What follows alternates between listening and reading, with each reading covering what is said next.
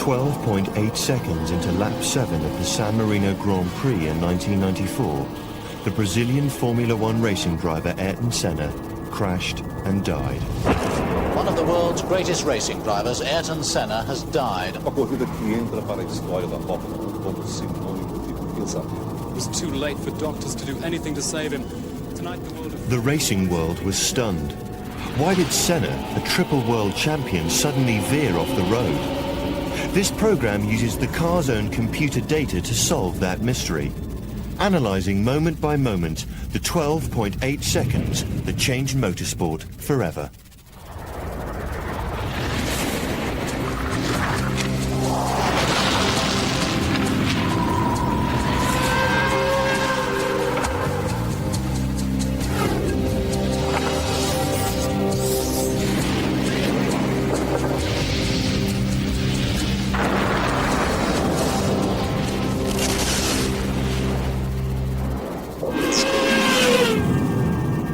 This is a reconstruction of the view from Senna's car as he approached that final corner at close on 200 miles per hour.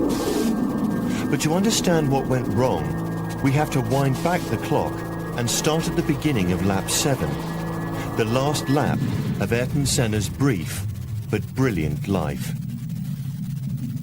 Motor racing at its very highest level is the most extreme form of human endeavour outside of war, and Ayrton Senna was the most extreme practitioner of it. That's what we lost at Tamburello. Few people really do know myself. Few people know me, and they just don't understand what it takes from a racing driver to eventually come to Formula One, being successful. Ayrton Senna was an extraordinary man, blessed with an extraordinary skill. His desire to win led him to leave a comfortable life in his beloved Brazil for a sporting arena where performance is everything and danger is never far away. His skill and ambition were legendary. He wants always to be the best. He shows all the time competition. He shows all the time that he wants to win. Even to go into the airport with a rental car, you want to be the first one. The really, really great drivers who won many world championships are also very clever, all of them. Ayrton was the absolute archetype. Who knows how many more world championships he would have won had he lived. Formula One is the world's premier motorsport category, with more money, bigger television audiences and more technology than any other type of racing. Its unusual rules make it as much a competition between designers and engineers as it is between drivers. One of the rules in Formula One, which is unique in all of racing, is that you have to make your own car. You have to design everything apart from the engine and the gearbox, which you are allowed to buy. Since each team must design its own car, the pace of development is furious as each outfit tries to gain the upper hand by pouring money into research and technology. A single second over a whole lap is seen as a huge advantage, and the cars are set up with the utmost care. With so much effort and money at stake, the onus is firmly on the driver to make the utmost of his machine. What Senna brought to the art of driving and the business of driving was an absolute total commitment to it. Now, those are very easy words to say, and in sport people do talk like that. He was prepared to stay at a track till midnight looking at telemetry, at computer printouts, asking people questions on and on and on, because he had to understand every single aspect of the car. And he literally wore technicians down by going through it again and again and again, because he absolutely had to know. And he raised that level of understanding and commitment to a place where it had never been before. And now, of course, it's become the norm. That's what he gave to it that's what he brought to it on the technical level. As Ayrton Senna crossed the line to start his 7th lap of the San Marino Grand Prix, he was in pursuit of his 4th world title. He was in the lead, as was so often the case, travelling at 190 miles per hour. A computer on board his Williams FW16 registered the start of a new lap and began to record the 12.8 seconds of data that would tell the story of how Ayrton Senna died. A few years ago, people started measuring all the bits and pieces on racing cars to try and advance their understanding of how they worked so they could make them go quicker. It started off with simple recorders measuring 2 or 3, maybe 4 parameters, and it's advanced, particularly during the era of Senna's accident, into very powerful loggers with huge memories that can log almost any parameter that you can imagine.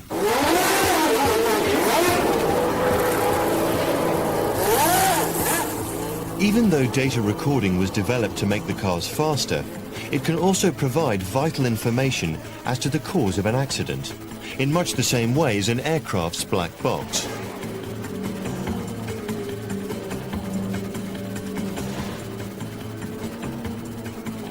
As Senna approached that final corner, the computer was recording hundreds of pieces of data every second.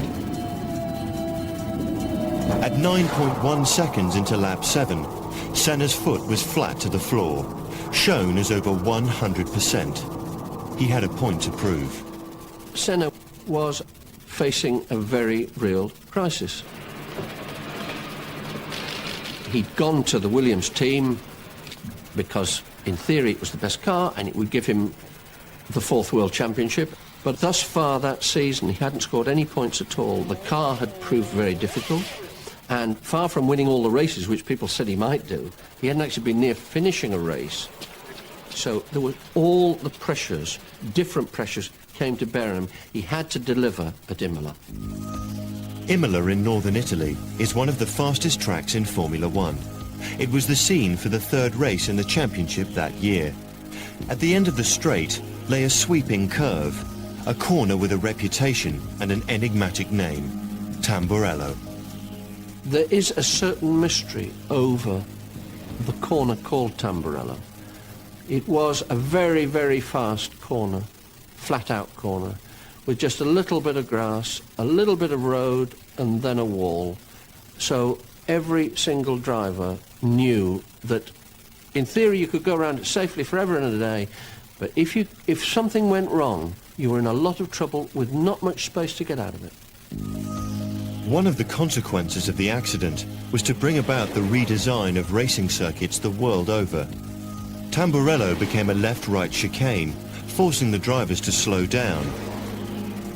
But as of 2:17 on Sunday, May the 1st, 1994, it was still a severe and unforgiving test of the defining property of a Formula One car: the ability to corner at almost unbelievable speed.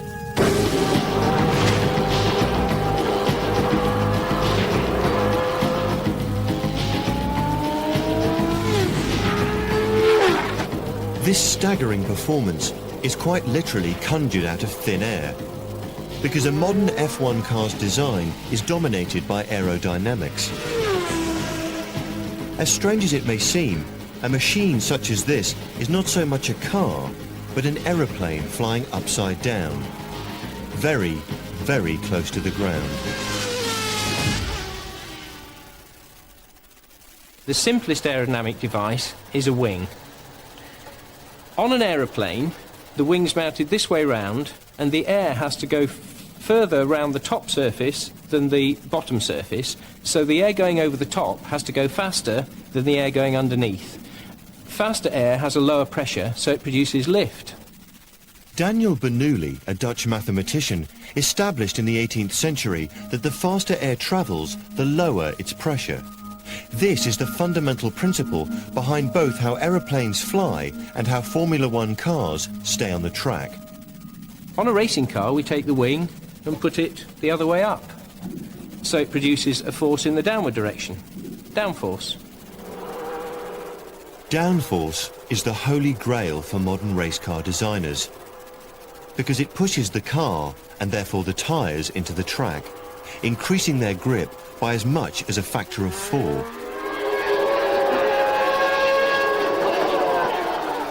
While a car's going round a corner, it tries to go straight on. This is a natural law of physics, and the only force you have to prevent the car flying off the road is the grip provided by the tyres. All other things being equal, a car with 4 times its own weight in downforce will be able to corner 4 times faster than one with no downforce at all. It's this downforce-assisted grip that enables an F1 car to take a corner like Tamburello flat out, the engine turning at nearly 14,000 RPM. Travelling at almost 200 miles an hour, 11.2 seconds into lap 7, the car is crushed into the tarmac by nearly 4 times its own weight in downforce, generating huge grip. Just as a fighter pilot feels G-force during a turn, Senna felt this force pulling at him. Sensors on board indicated a reading of 3.62 G, or 3.62 times the force of gravity. If something went wrong now, the car would literally fly off the road. At this exact moment, 1.6 seconds before impact, something did go wrong. F1 star Michele Alboreto, who died in a crash after filming this interview, believed he knew what happened to Senna. It's a dangerous corner because if you have a failure in the car, it was the wall very, very close in the high-speed part of the track. But I'm sure, because I know, because I had the same crash that Ayrton had in the same place, I know that you can go out in this corner only if you have a mechanical failure on the car. If the car had broken, the responsibility for the death of the sport's greatest driver would rest with his team. The very idea sent a shockwave throughout Formula One.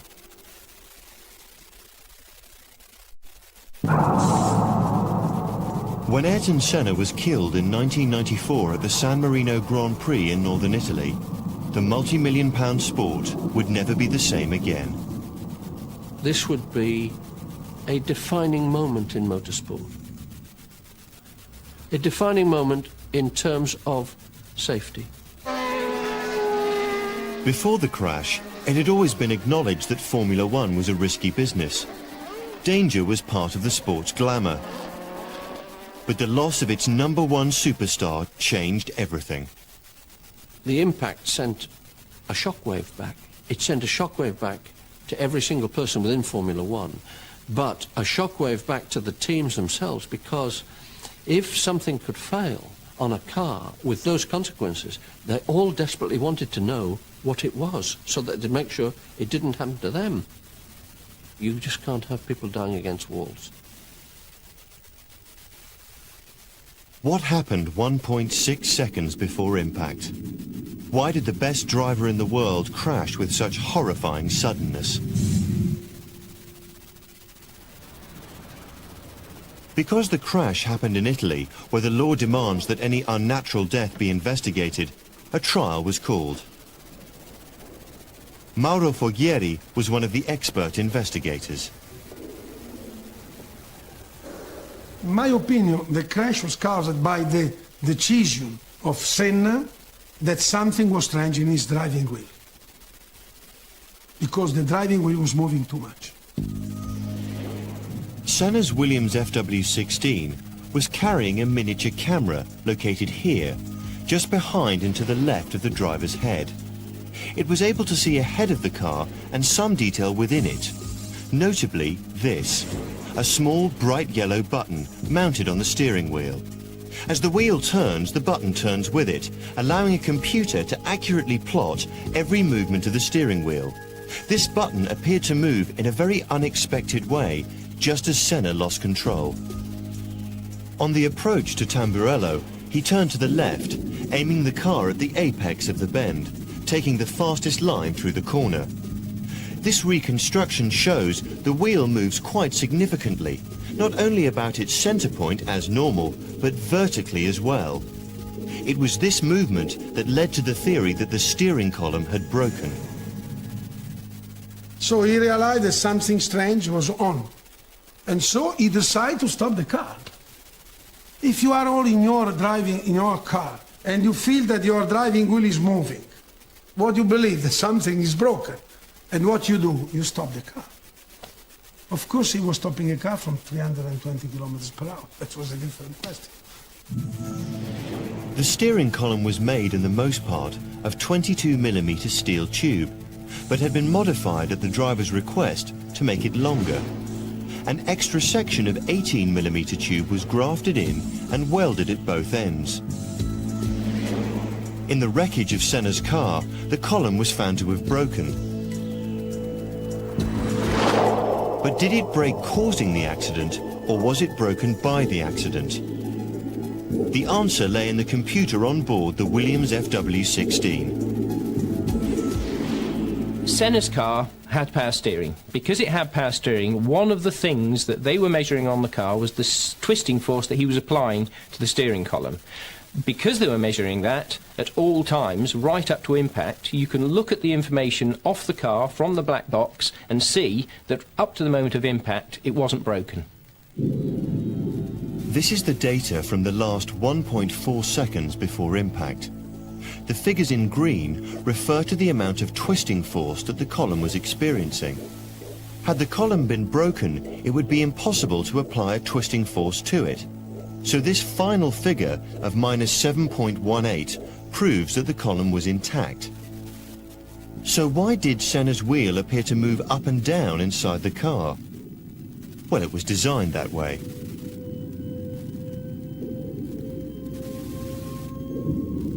This exclusive footage, seen here for the first time in public, shows the amount of vertical wheel movement available in an identical Williams Formula One car. The amount of effort required to deflect it this much is quite considerable.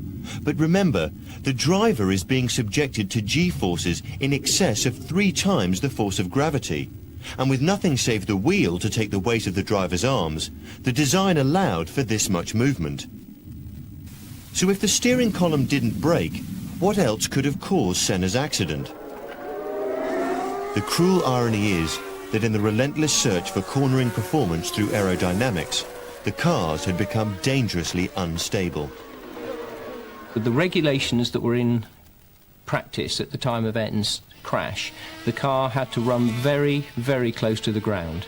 And we're talking here about this far above the ground. We're not talking about road car type figures of inches, we're talking about millimetres.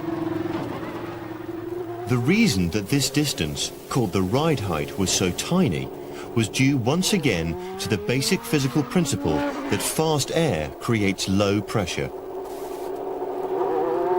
The designer tries to get maximum possible velocity of air underneath the car because that way he generates a low pressure and sucks the car to the ground. The faster the air can be made to travel under the car, the lower its pressure, just as the Bernoulli principle dictates. And the way to get the air to travel very fast is to minimize the ride height, because the smaller the gap, the faster the air has to travel to squeeze through it. A very low car means very high downforce.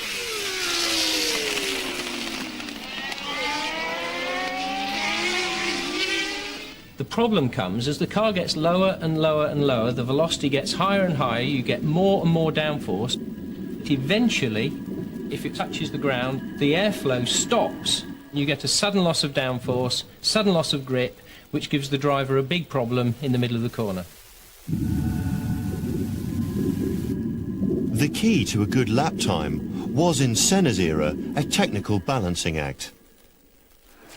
The rewards for getting it right were, in racing terms, substantial. Lowering the car 1 millimetre, which is less than a 16th of an inch, would make the car go several tenths of a second quicker. At some circuits, maybe as much as half a second quicker a lap.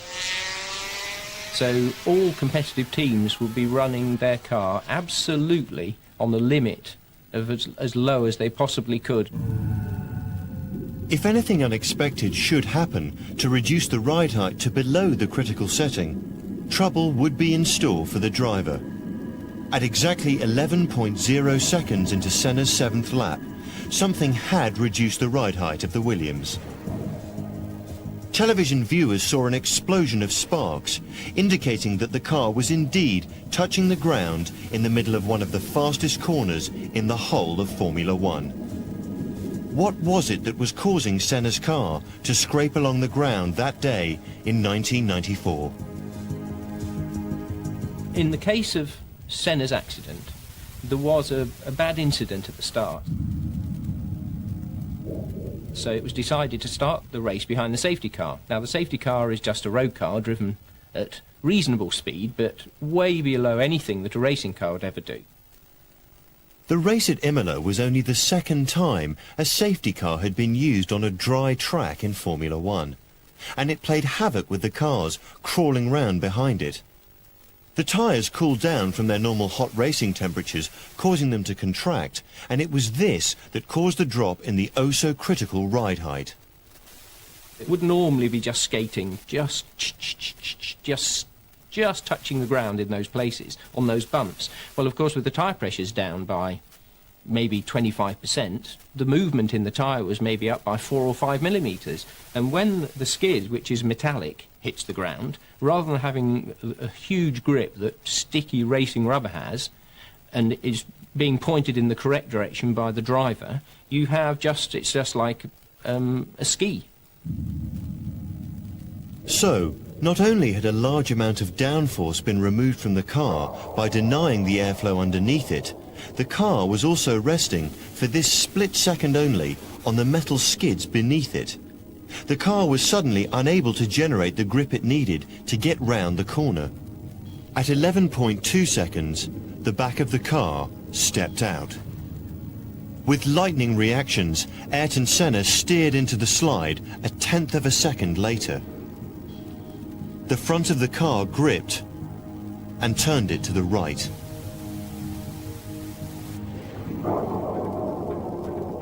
The data logger recorded that the brakes were fully on. The car was now slowing down as hard as possible, but Ayrton Senna ran out of road.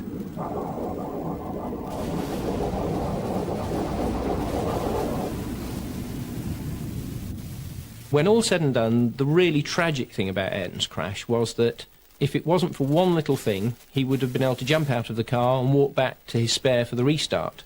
And that little thing was that when his car hit the wall, the front wheel was trapped between the wall and the chassis as the suspension collapsed. And as the car skidded along the wall, the wheel trapped between the two just popped up at the wrong moment and hit him in the head.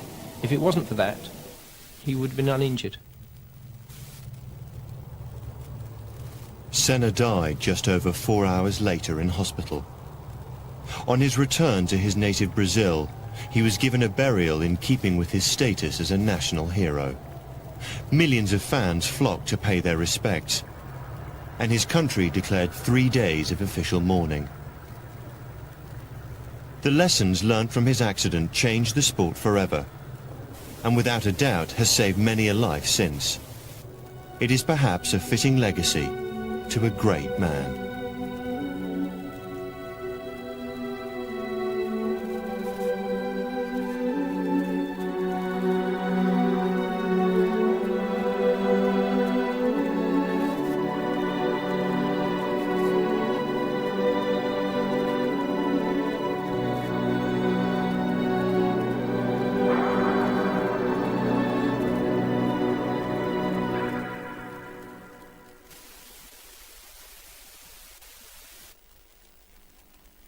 Find out more about the tragic vital factors and the science behind them by visiting the Going Critical website at channel4.com/plus.